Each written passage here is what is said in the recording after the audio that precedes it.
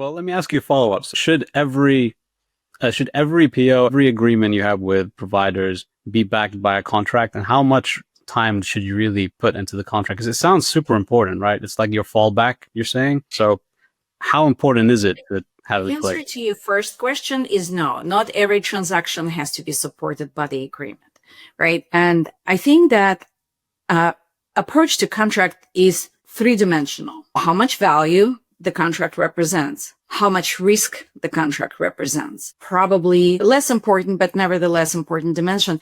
How much time does it take from procurement and legal and all of the supporting functions to bring the contract to life? If the risk is high and value, like total contract value is high, i.e.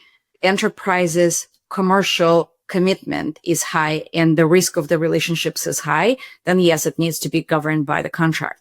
If it's a repetitive transaction of low risk, low value, then you actually need to find the different ways to govern those purchases. And I think this is where contract policy has to be in a very clear connection with payment authorization, because small transactions there should be a transaction, let's say between $1 to $5,000, not require any contracts, any agreements, put on a P card, out, right? Then there's a different approach to, let's say, between 5,000 and 50,000.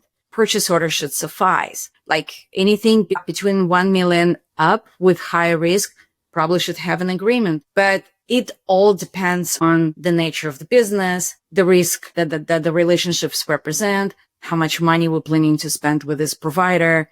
And we probably will speak later in this conversation about what the company is actually trying to protect when they enter into contractual agreements.